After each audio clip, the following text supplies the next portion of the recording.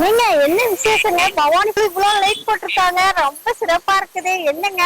நம்ம உலக பிரசித்தி பெற்ற கூடுதுறைக்கு வடபால எழுந்தருளி இருக்கிற நம்ம செல்லாண்டியம்மன் திருக்கோயில்ல கிட்டத்தட்ட 16 ஆண்டுகளுக்கு பிறகு இந்த 2024வது வருஷம் கும்பாபிஷேகம் மிக சிறப்பா நடக்க போகுதுங்க. அப்படிங்களா? எப்ப நடக்குதுங்க? அதாவது கார்த்திகை மாசம் 23ஆம் தேதி, அதாவது 8/12/2024 ஞாயிற்றுக்கிழமை அன்னைக்கு. சரிங்க. நம்ம செல்லாண்டம்மன் கோயில் விசேஷம் வந்து எத்தனை நாள் நடக்குதுங்க? எப்படி நடக்குது? வர 4ஆம் தேதியில இருந்து 8ஆம் தேதி வரைக்கும் 51 யாக குண்டங்கள்ல 6 கால யாக பூஜைகளோட ரொம்ப பிரம்மாண்டமா நடக்க போகுதுங்க.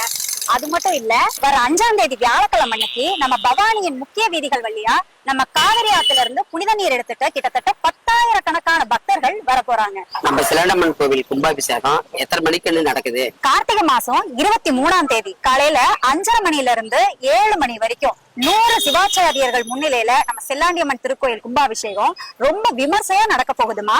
அன்னதானம் எந்தெந்த இடத்துல கண்டு போடுறாங்க?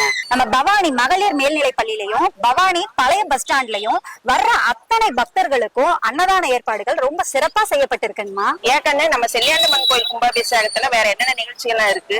9, 10, 11 ஆகிய 3 நாட்கள்ல நம்ம தேரடி வீதியில தினமும் சாயங்காலம் 7 மணிக்கு அருள் இசை நிகழ்ச்சி, இன்னிசை பாட்டு மன்றம், இன்னிசை கச்சேரின்னு பல நிகழ்ச்சிகள் ஏற்பாடு பண்ணிருக்காங்க. கும்பாபிஷேகத்துக்கு ஞாயிற்றுக்கிழமை வேற என்னென்ன நிகழ்ச்சிகள்லாம் இருக்குது?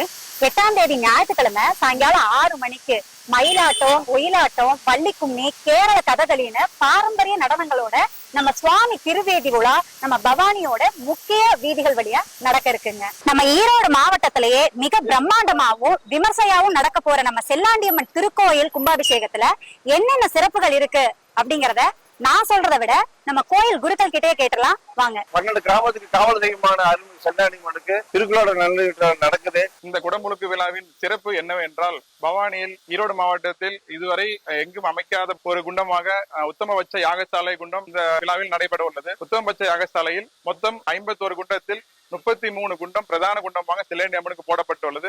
108 சிவாச்சாரியர்கள் மூலமாக மிக சிறப்பாக நடைபெற உள்ளது. பக்தர்கள் அனைவரும் கலந்து கொண்டு அம்மன் அருள் பெறுமாறு கேட்டுக்கொள்கிறோம். தீர்த்த குளம் வந்து 5ஆம் தேதி நடக்குது. யாகசாலை வந்து முதல் கால பூஜை நடக்குது. 2ஆம் கால வெள்ளிக்கிழமை காலையும் மாலையும் நடக்குது. அதே போல பாத்தீங்கன்னா சனிக்கிழமை சாயங்காலம் யாகசாலை நடக்குது. ஞாயிற்றுக்கிழமை காலையில 5, 6 கட்டு 7 கும்பாபிஷேகம் திருக்குறள் நடக்குது. மக்கள் திரளாக வந்து ரொம்ப கலந்துக்குங்க. அன்புமிக்க பெரியோர்களே, தாய்மார்களே, பக்த கோடி பெருமக்களே, வருகின்ற 8ஆம் தேதி ஞாயிற்றுக்கிழமை நமது அருள்மிகு செல்லியாண்டியம்மன் திருக்கோயில் மகா கும்பாபிஷேக பெருவிழாவிலே குடும்பத்துடன் தவறாமல் அனைவரும் கலந்து கொண்டு அன்னையினுடைய அருளுக்கு பாத்திரமாக வேண்டுமாய் அன்புடன் கேட்டுக்கொள்கிறோம். என்றென்றும் இறைப்பணியில் உங்கள் லீஃப் டிவி.